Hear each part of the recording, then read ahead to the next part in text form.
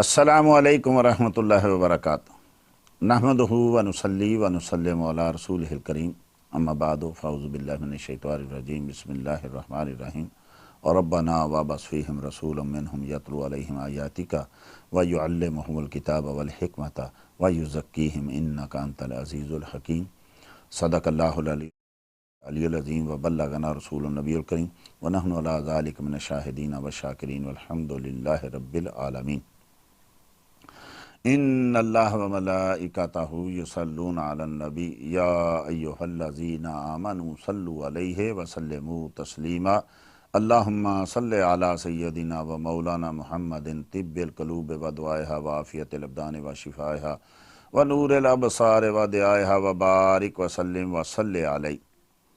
رب اشرح لی صدری و یسر لی امری واحلل عقدۃ من لسانی یفقہوا قولی۔ سبحان ربک رب العزۃ عما یصفون وسلام علی المرسلین والحمد للہ رب العالمین۔ مولاي صلی وسلم دائما ابدا علی حبیبک خیر الخلق کلہم۔ دروس رمضانیہ کے سلسلے میں پہلے پارے کے آخری جو ہیں وہ آیات کریمہ ہیں، آیت نمبر 128۔ مختصر اس کا ترجمہ کرتے ہیں، پھر انشاءاللہ آگے اس کی تفصیل بیان کریں گے۔ ربنا سیدنا ابراہیم خلیل اللہ نے دعا مانگی جب سارا کعبہ بن گیا، سب کچھ تیار ہو گیا، رب کریم کے ہر حکم پہ عمل ہو گیا۔ رب کریم نے فرمایا اے ابراہیم تیرا ہر قدم امتحان کی طرف اٹھا، بچپن سے لے کے جوانی تک، جوانی سے لے کے بڑھاپے تک، اور تو ہر امتحان میں کامیاب ہوا۔ اے ابراہیم دنیا کا بھی یہ طریقہ اور رب کریم کا بھی طریقہ کہ جب کوئی امتحانوں میں کامیاب ہوتا ہے تو وہ اس کو جو مانگے دیتا ہے۔ اے ابراہیم مانگ، اے میرے خلیل مانگ، کیا مانگتا ہے میں تجھے وہ دوں گا۔ تو وہاں جو دعائیں مانگی گئیں ان میں ایک دعا یہ بھی تھی، ربنا وابعث فیہم رسولا منہم یتلو علیہم آیاتک۔ باری تعالیٰ میں نے تیرا گھر بنا دیا، جو تو نے کہا میں نے عمل کر دیا۔ اب میں تجھ سے دعا مانگتا ہوں کہ باری تعالیٰ گھر میں نے بنا دیا، اس کو بسانے والا تو بھیج دے۔ باری تعالیٰ ان میں اپنا وہ محبوب بھیج دے۔ اب دیکھیے پہلا دنیا کے بت قدوں میں پہلا وہ گھر خدا کا، اللہ اکبر، پہلا گھر جو عبادت کے لیے بنا، خانہ کعبہ بنا، اس دنیا میں سب سے پہلا گھر، اس میں جب بنایا تو وہاں مصطفیٰ کریم صلی اللہ علیہ وسلم کی آمد کا تذکرہ ہو رہا ہے، حضرت ابراہیم کر رہے ہیں، رب کریم نے اس کا ذکر کیا ہے۔ اس سے ہمیں ایک ابراہیم خلیل اللہ علیہ السلام کی سنت کا بھی سنت بھی پتہ چلتی ہے۔ ہم چونکہ جو ہیں ملت ابراہیمی والے ہیں تو ان کی ایک طریقہ، ان کا ایک یہ بھی کہ نیا گھر ہو، نئی مسجد ہو، نیا کارخانہ ہو، نئی دکان ہو، کچھ بھی نیا وہاں مصطفیٰ کا ذکر ہو جائے تو انشاءاللہ برکتیں ہی برکتیں۔ ربنا اے ہمارے رب، وابعث فیہم رسولا منہم، ان میں سے وہ رسول بھیج، یتلو علیہم آیاتک، جو تیری آیتیں تلاوت ہو رہے، ویعلمہم الکتاب والحکمۃ، انہیں تیری کتاب اور حکمت کی باتیں سکھائے، ویزکیہم، اور ان کا تزکیہ نفس کرے، ان کو پاک ستھرا کر دے، انک انت العزیز الحکیم، بے شک تو جو ہے وہ غالب حکمت والا ہے۔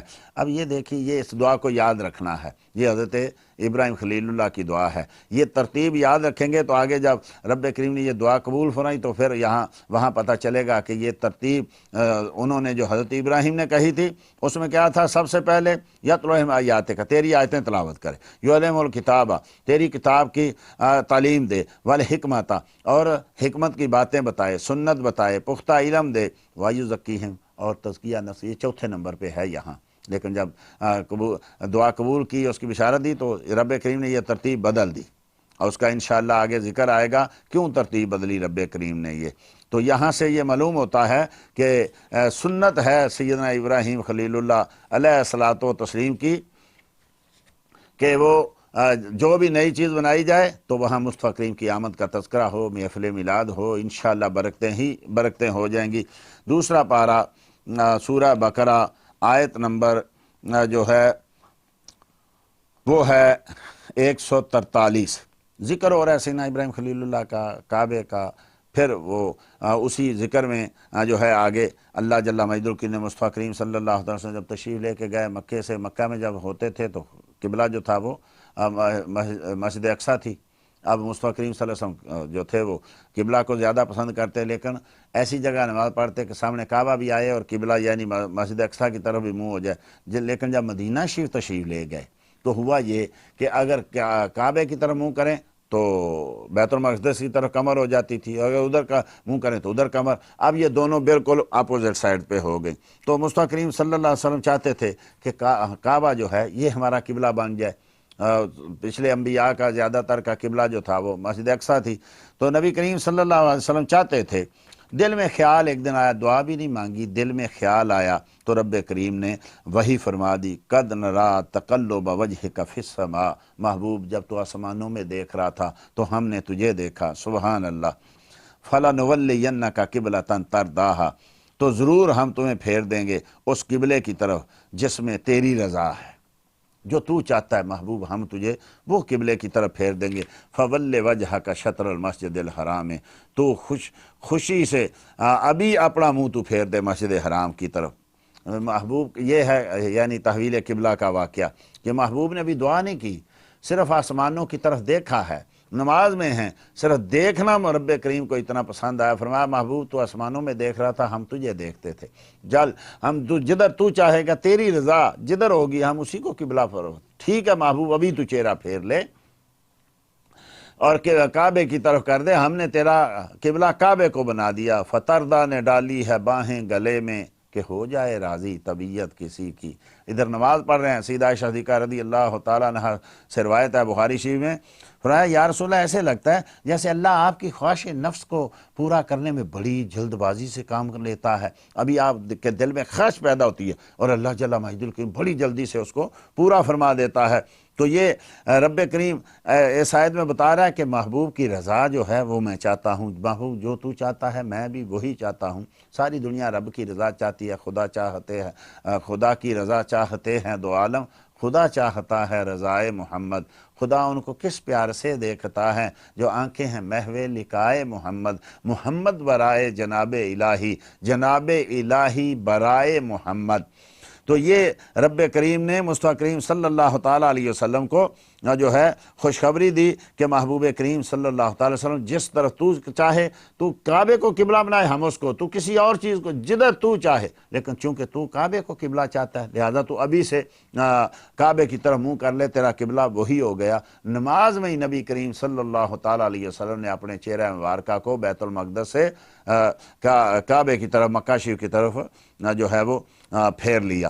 آیت نمبر 145، اللہ زین آتینہم الکتابہ، جس کو وہ لوگ جن کو ہم نے کتاب دی، تورات دی، انجیل دی، صحائف دیے، زبور دی، یعرفونہ کما یعرفون ابناءہم، یہ مصطفیٰ کو یوں پہچانتے ہیں جیسے لوگ اپنے بچوں کو پہچانتے ہیں، اپنے بیٹوں کو، جیسے باپ اپنے بیٹے کو پہچانتا ہے نا، اب 1000 آدمی میں 10 لاکھ آدمی میں کھڑا کر دیں تو ہر باپ اپنے بیٹے کو پہچان لے گا، یہ یوں ہی پہچانتے ہیں مصطفیٰ کریم صلی اللہ تعالی وسلم کو جیسے بندہ اپنے بیٹے کو پہچانتا ہے۔ اتنی شانیں بیان کر دی تھی مصطفیٰ کریم کی، اتنی چیزیں تعریفیں بیان کر دی تھی، اتنی نعتیں بیان کر دی تھی کہ جیسے روز بچے کو اپنے کو دیکھ دیکھ کے باپ کو جو ہے وہ اس کی ایک ایک چیز یاد ہو جاتی ہے۔ ایسے اہل کتاب کو، یہود و نصارہ کو رب کریم نے تورات میں، انجیل میں، زبور میں، صحائف میں ایسا بیان کیا، اور انبیاء نے ایسے مصطفیٰ کریم صلی اللہ علیہ وسلم کا ذکر کیا،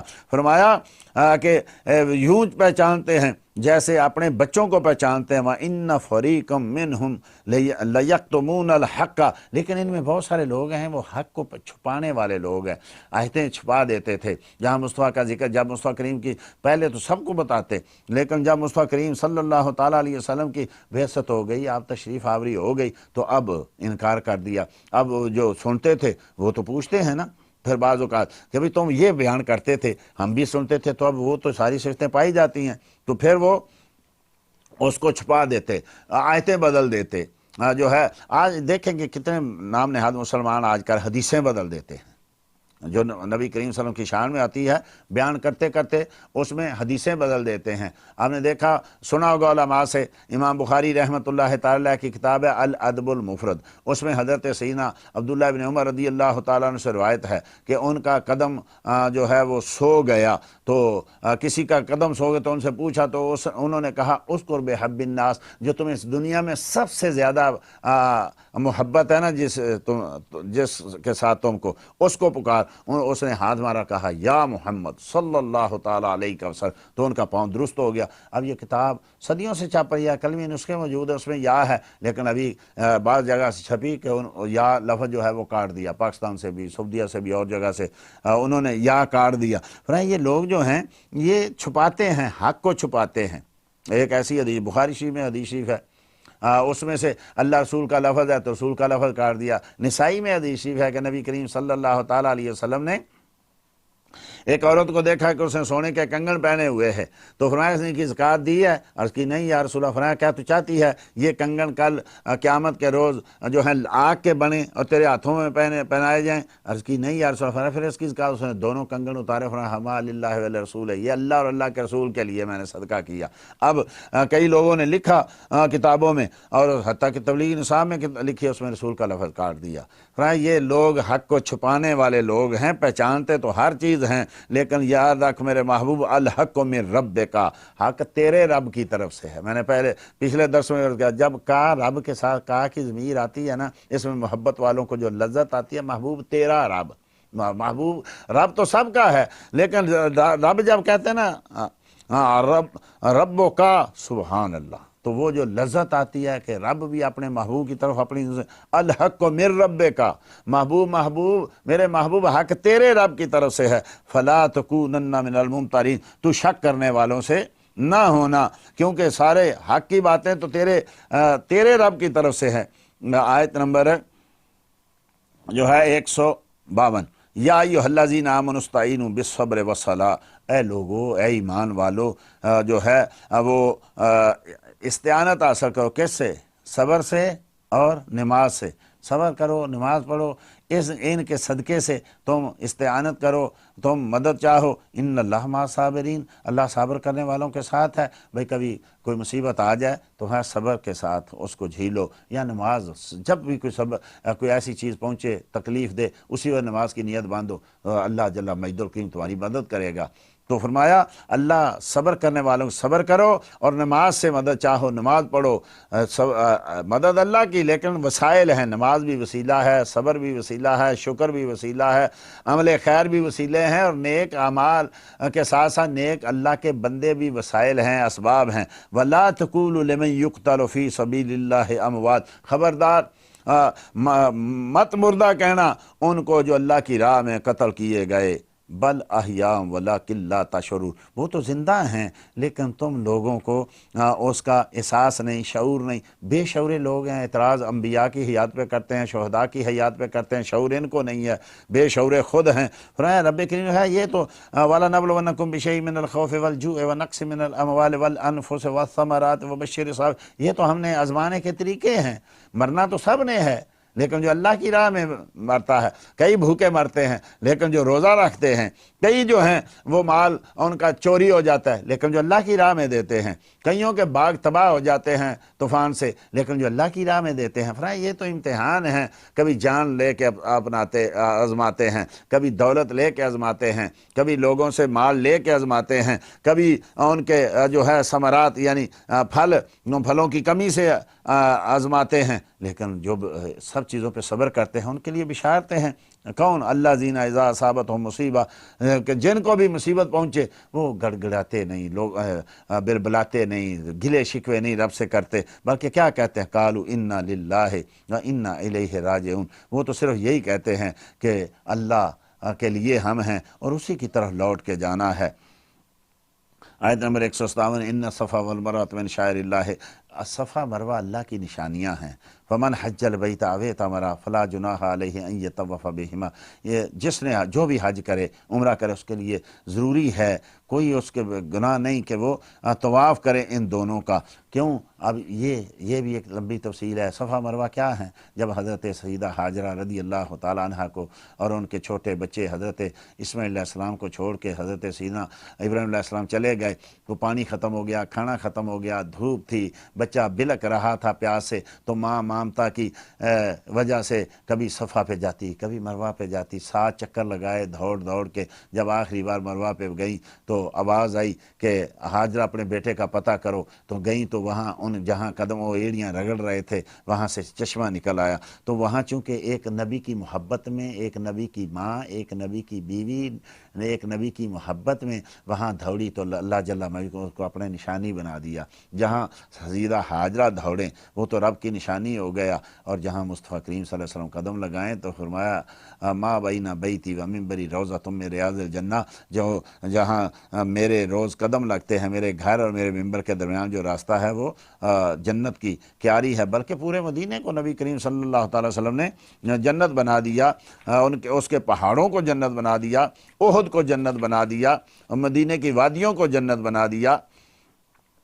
آیت نمبر 172 انما حرم علیکم المیتۃ والدم ولحم الخنزیر وما اہل بہ لغیر اللہ، بے شک اللہ نے حرام کیا تم پر مردار اور خون اور خنزیر کا گوشت اور وہ جانور جو غیر خدا کے نام پر ذبح کیا جائے۔ یہاں لوگ بہت دھوکہ دیتے ہیں، غیر اللہ کی ہر چیز حرام، جس پہ غیر اللہ کا نام آ گیا، ارے بھائی وہ جو غیر اللہ کے نام پہ ذبح کیا جائے، ہلا جہاں اس نام اونچا لیا جائے کسی غیر کا، یہ نہیں ہے کہ ذبح تو اللہ کے نام پہ کیا، بعد میں کہہ دیا یہ میرے بیٹے کا عقیقہ تو وہ حرام ہو گیا، بعد میں کہہ دیا یہ فلاں چیز ہے وہ کے لیے حرام ہو گیا۔ نہیں، ایسا نہیں ہے، بلکہ ہاں ذبح کرتے ہو اگر کسی نے غیر اللہ کا نام لیا تو ہونا وہ یوں ہی کھانا ہے جیسے خنزیر کا کھانا ہے، لیکن اس کے باوجود فمن اضطر غیر باغ ولا عاد، اور جو خواہش نہ کرے لیکن مجبوری بن جائے کبھی، تو پھر فرمایا فلا اسم علیہ، تو اس پہ کوئی گناہ نہیں،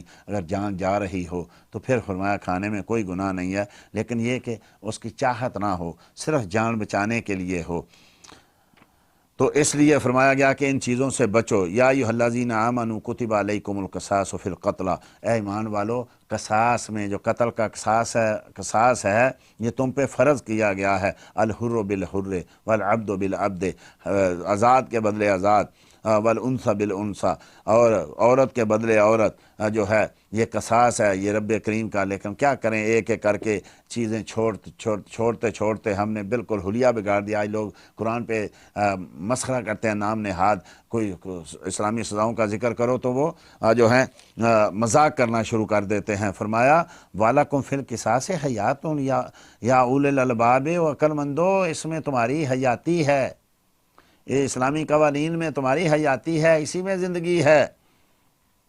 تم ایک کے بدلے 10 قتل کرتے ہو، اگر اسلام پہ چلتے ایک کے بدلے ایک ہوتا تو صدیوں تک کوئی قتل نہ ہوتا، لیکن تم 10 قتل جو ہے وہ قبول کر لیتے ہو، لیکن اسلام کے بدلے ایک بھی قتل تم قبول نہیں کرتے۔ آیت نمبر 182 یا ایھا الذین آمنوا کتب علیکم الصیام کما کتب علی الذین من قبلکم لعلکم تتقون، اے مومنو تم پہ روزے فرض کیے گئے جیسے کہ تم سے پہلی امتوں پر بھی فرض کیے گیا۔ کیوں فرض کیے گئے؟ لعلکم تتقون، تاکہ تم تقوی والے ہو جاؤ، پرہیزگار ہو جاؤ۔ یہ رمضان کا روزوں کا ایک فلسفہ یہ بھی ہے، ایک تو اللہ کا حکم ہے ماننا ہے، ایک مصطفیٰ کی کریم کی سنت ہے رکھنا ہے، اور اس کا ایک فائدہ یہ بھی ہے کہ یہ تقویٰ دیتے ہیں۔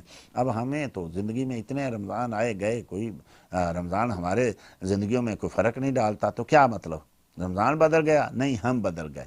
ہم حرام کا کھانا کھا کے روزہ رکھتے ہیں، حرام کا کھانا کھا کے کھولتے ہیں۔ ضروری نہیں ہے کہ حرام خنزیر ہی ہو، جو پیچھے چیزیں بیان ہوئی ہیں، ضروری نہیں ہے کہ وہ جو ہے چوری ڈاکے کا ہی پیسہ ہو۔ یہ جو ہم غیر شرعی کام کر رہے ہیں، یہ جو سود کھا رہے ہیں، یہ جو رشوت لے کے جو ہے روزہ رکھا، رشوت کے پیسوں سے روزہ کھول لیا، کسی کے زمین پہ قبضہ کیا اور اسی کی کمائی پہ روزہ رکھا، اسی کی کمائی پہ روزہ کھول لیا، اور کسی سے 10 روپے کی چیز 50 روپے میں بیچ کے نجائز نفع کما کے روزہ رکھا اور روزہ کھول لیا، تو پھر کہاں سے تقویٰ ملے گا؟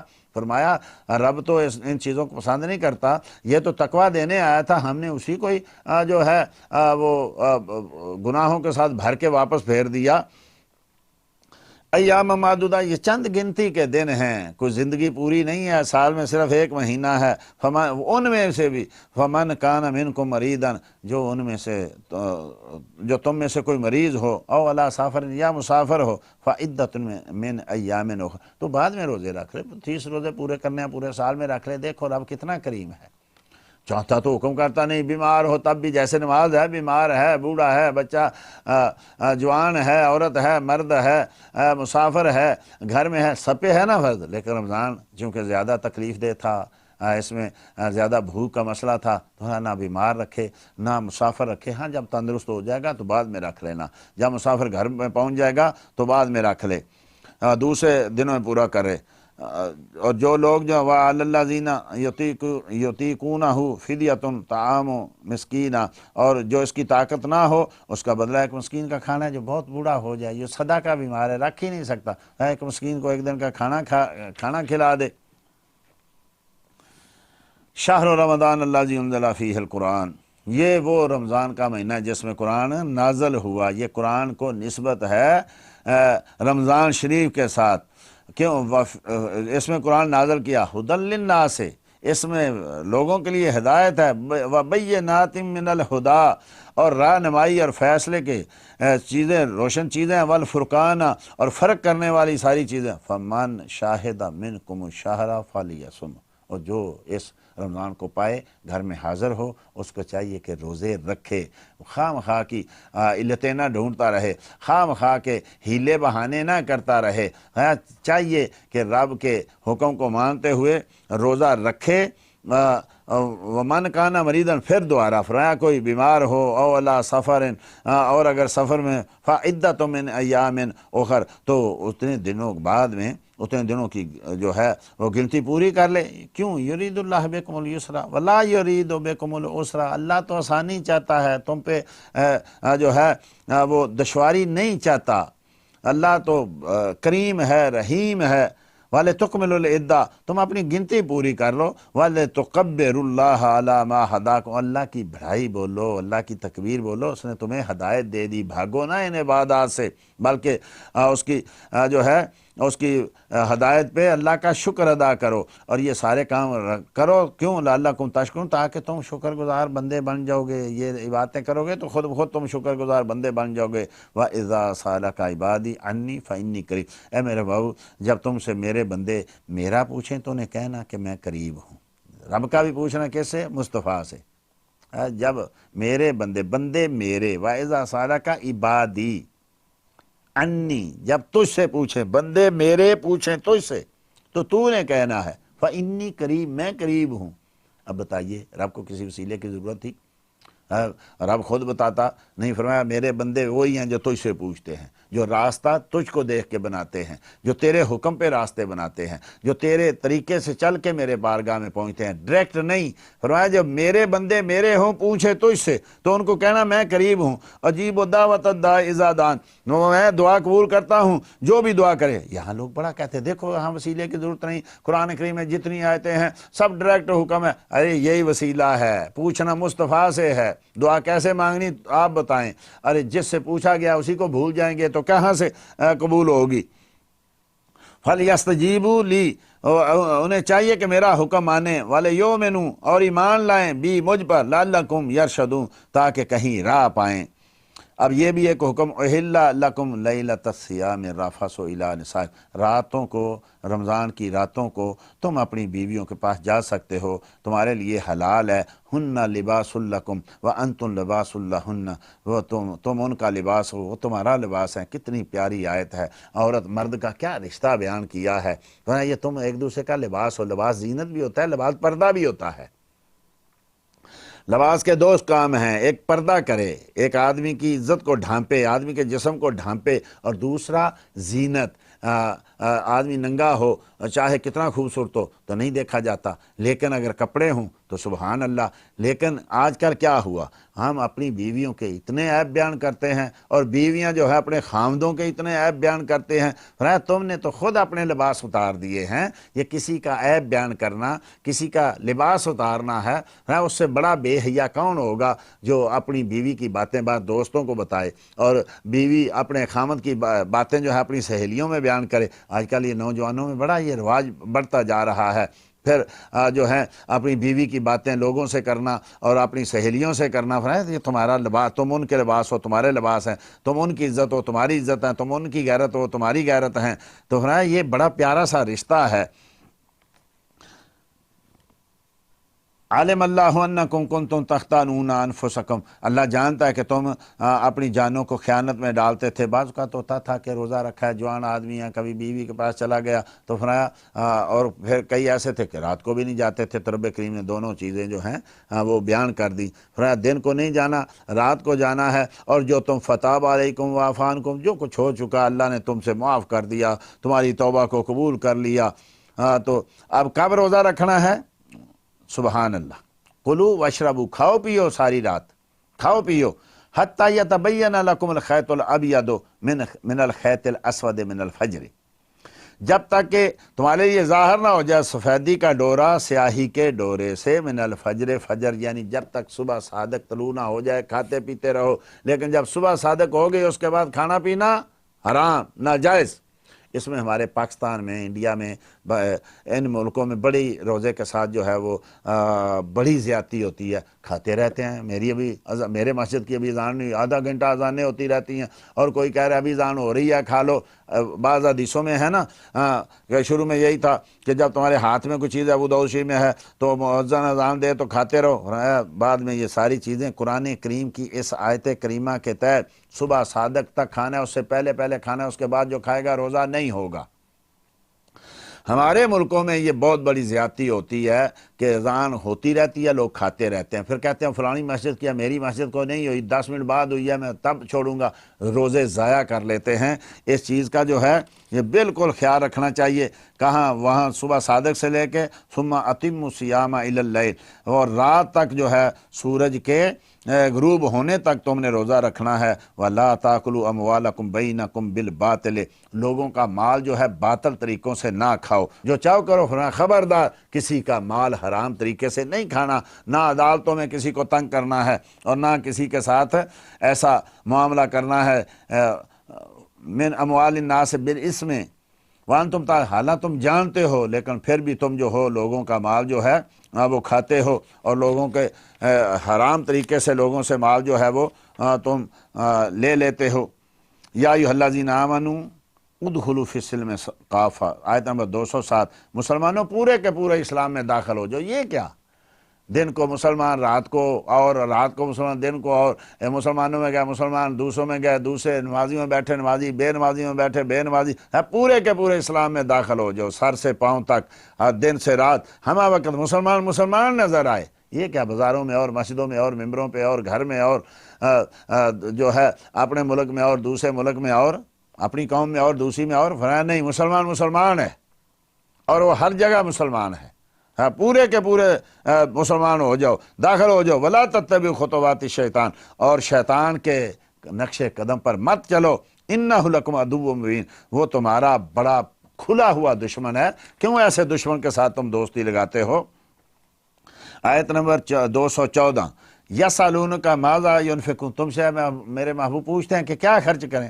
اللہ اکبر، قل ما انفقتم من خیر، جو بھی تم خرچ کرو، فرماؤ محبوب جو بھی تم خرچ کرو، نیکی کرو، فللوالدین، سب سے پہلے والدین، سبحان اللہ، والاقربین، اپنے عزیزی قریبی رشتہ دار، والیتامى، یتیم، والمساکین، اور مسکین لوگ، وابن السبیل، اور مسافر، وما تفعلوا من خیر فإن اللہ بہ علیم، جو بھی تم نیکی کرو اللہ اس کو جانتا ہے۔ طریقہ دیکھے، سب سے پہلے نیکی کا حقدار کون؟ والدین، سب سے پہلے والدین، ہر نیکی والدین سے شروع کریں، پھر اپنے قریبی رشتہ داروں کو دیکھیں، بہن بھائیوں کو دیکھیں، چاچے بابوں کو دیکھیں۔ کتنے ایسے لوگ ہیں والدین بیچارے بھوکے پڑے ہوتے ہیں اور باہر وہ لوگوں کو تقسیم کر رہے ہوتے ہیں، اپنے رشتہ دار بھوکے ہیں اور باہر دسترخوان لگے ہوتے ہیں۔ دعا ہے کہ اللہ جل مجد الکریم ہمیں قرآن پڑھ کے سمجھنے اور سمجھ کے اس پر عمل کرنے کی توفیق عطا فرمائے۔ ہمارے ساتھ رہیں، قرآن کریم کو پڑھیں اور قرآن کریم کو جانچیں اور اس پہ عمل کریں۔ وما علیہ الا البلاغ المبین۔